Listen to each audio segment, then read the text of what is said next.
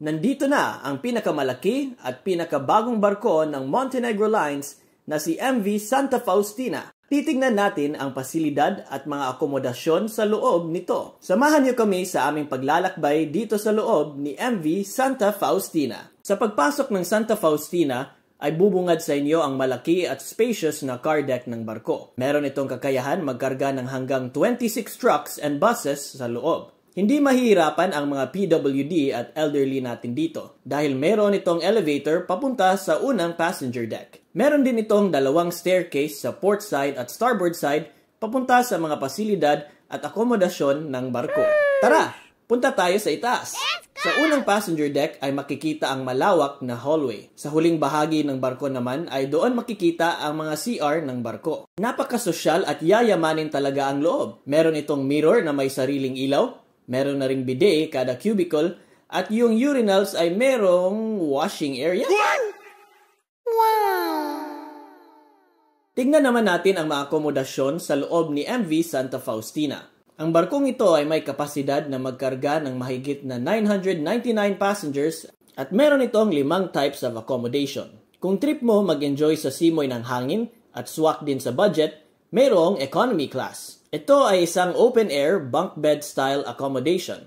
Ito ay nasa pangalawang passenger deck ng barko. Ang pamasahe ng economy class ay nasa 1,224 pesos. Para naman sa mga pasahero natin na gusto ng accommodation na kasing lamig ng mga karelasyon nyo, meron din itong mabuhay class on board. Ito ay isang air-conditioned bunk bed style na accommodation located sa harapang bahagi ng unang passenger deck. Meron itong solid na divider at cortina para sa dagdag na privacy. Ang pamasahe ng mabuhay class ay nasa 1,591 pesos. Meron din itong Instagram-worthy na lounge na makikita sa magkabilang gilid ng mabuhay class. Meron din silang air-conditioned reclining seat accommodation sa loob kung saan makikita ang napakaganda na view sa harapang bahagi ng barko. Ang pamasahe sa reclining seat class ay nasa 1,591 pesos. Wala nang mas kakabog sa mga suites and cabins sa loob ng MV Santa Faustina. Dahil sa pagpasok mo sa loob, ay meron itong planetarium-inspired na lounge kung saan maganda ang design at pang out of this world ang feels. Lahat ng cabins ng MV Santa Faustina ay nakapangalan sa mga iba't ibang planeta sa ating solar system. Ang cabin rooms ay good for 4 packs na located sa forward section ng barko. Meron itong private CR at table with electrical sockets sa loob at perfect para sa mga barkada at pamilya. Ang pamasahe sa bawat cabin rooms ay nasa 11,750 pesos per room. Kung divided by 4, ay nasa 2,950 pesos na lang per bunk.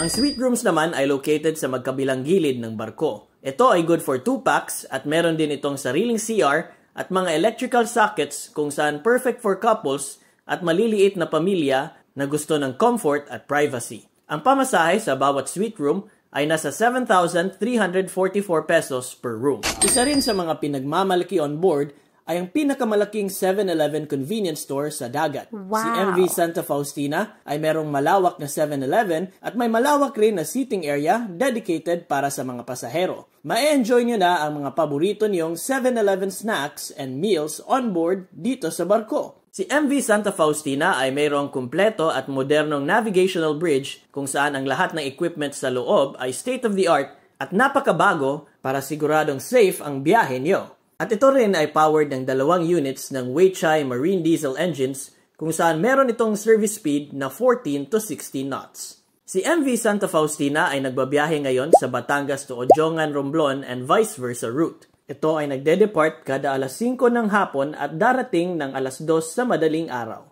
Excited na ba kayong sumakay sa pinakabagong barko ng Montenegro Lines na si MV Santa Faustina? Yes! Bisitahin ang pinakamalapit na ticketing outlet ng Montenegro Lines at i-follow ang kanilang official Facebook page. I-follow niyo na rin ang The Philippine Ship Spotter Society Facebook page para sa karagdagang kaalaman tungkol sa barko dito sa Pilipinas. Keep safe at ingat sa biyahe mga ka-ship spotters. Bye-bye!